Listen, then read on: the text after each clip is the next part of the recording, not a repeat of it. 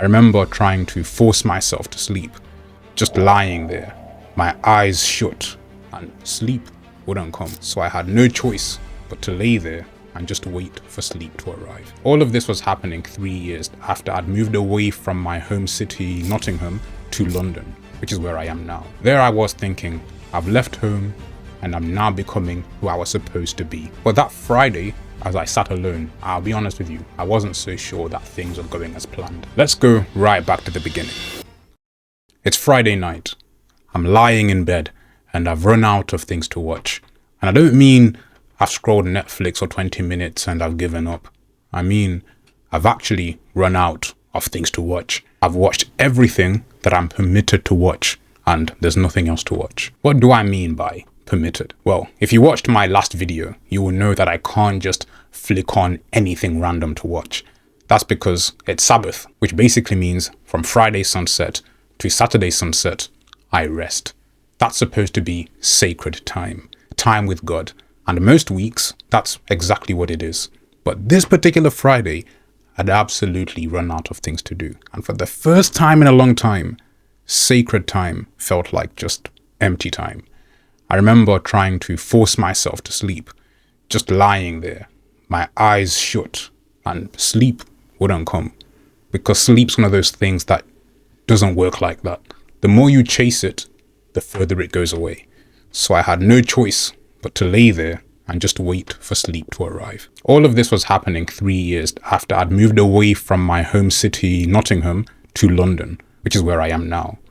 There I was thinking, I've left home and I'm now becoming who I was supposed to be. But that Friday, as I sat alone, I'll be honest with you, I wasn't so sure that things were going as planned. Let's go right back to the beginning. I was born in Malawi. I lived there until I was 5 and then I moved to the UK with my family. Now, although I was growing up in a different country, I remember my parents making sure that we maintained our culture. For example, we ate Malawian food at home. They spoke to me in Chichewa, which is the language spoken in Malawi. I basically wasn't allowed to forget where I was from. Everything after that happened in Nottingham.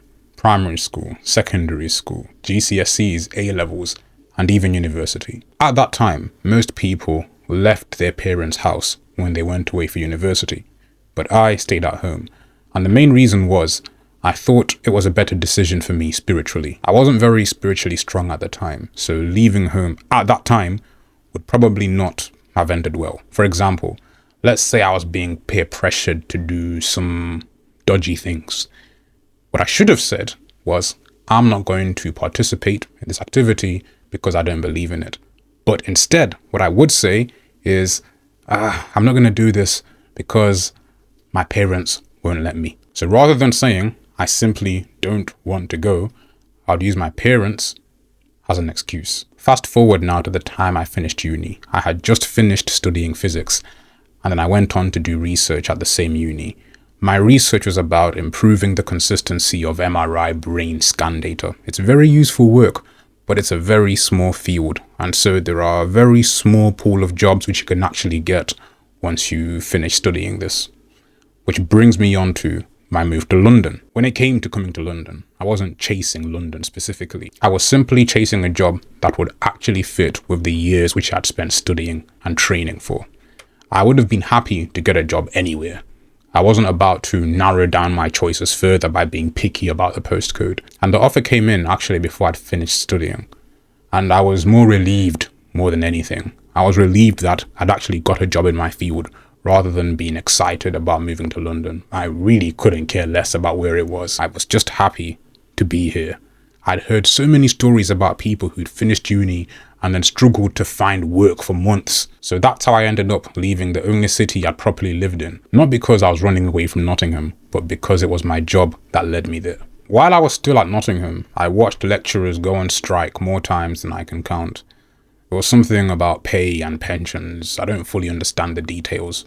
But back then, I understood enough. From what I could see, staying in academia didn't look like a good long-term choice. I could have stuck around, tried to become an academic myself. This would have been safe in theory. But I'd already seen some signs that this might not be the greatest idea. There was also the pace of the work itself. In research, You can spend years proving something works, and then it still has to go through regulators and committees before it finally touches anybody in the real world. I didn't want that. I wanted to do something where I could see the effects of my work in a matter of weeks and not months or years. So I left Nottingham for a research position in London. Not data science yet, that came much later. This was still research, just no longer in a university setting, but in a research lab. I was working on the same MRI research problems which I'd studied for in my PhD. And the cost of that move showed up almost immediately. When I originally got the job, I'd looked at my salary beforehand and thought I was set. Then the first payslip landed, rent came out, tax came out, and the number that was staring back at me was so much smaller than I'd imagined. All those trips I'd mentally booked, all the saving I thought I'd be doing, I had to scale it right back. And the thing is, it wasn't just money. Money aside, the harder cost was the social cost. I'd gone from a place where I could ring someone up any day of the week, and that same night we would be meeting and chilling. Now I had to build a network from nothing. Church did help, but that was only once a week. And I was in this strange in-between stretch of life. I wasn't young enough to be the typical age of the young people at my church, but also I wasn't settled enough to have my own wife and kids. My married friends had their own thing going on. My single friends were scattered around the country. I was stuck somewhere in the middle. And that middle can get very lonely very fast if you don't find other people standing in it with you. I had 3 years of that. 3 years in that research lab. 3 years in that in-between London life before anything really shifted. And towards the end, I started spending nearly all of my time trying to get into data science. I'd been applying kind of on and off until now, and I did get rejected. The frustrating part wasn't the rejection itself. The frustrating part was I could see the life I wanted to live, but I couldn't afford it yet. Take footy addicts. It sounds simple enough.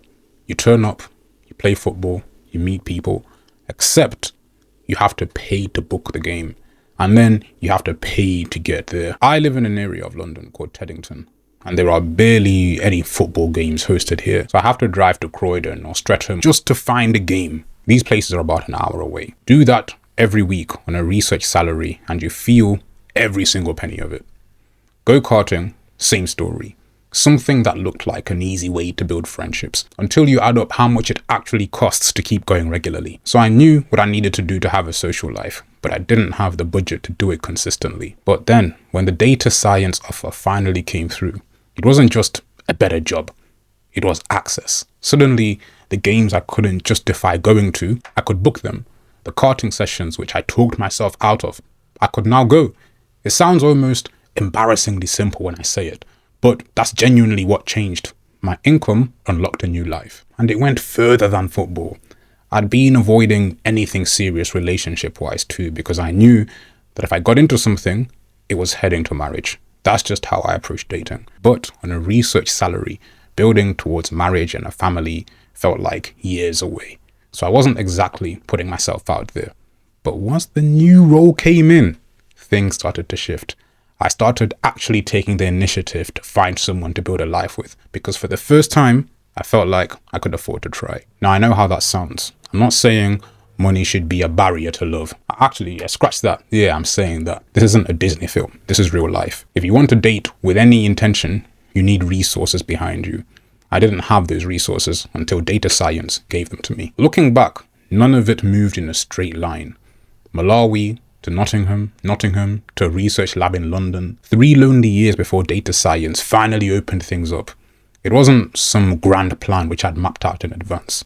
Most of it was just me responding to whatever season I happened to be in. And that's really what I think this whole thing has taught me. Life moves in seasons, and there's nothing wrong with sitting in the season that you're in right now. But if you never take the steps to move out of it, that season can quietly turn into the rest of your life. My circumstances in London weren't comfortable, not for a long stretch of it. And if I'm honest, it was that discomfort which probably pushed me to go find something better. Now I'm settled in London. Not perfectly, not completely, but enough. I'm building something here slowly. That's the story so far. Malawi to Nottingham, Nottingham to London. And I'm still figuring out the next chapter as I go.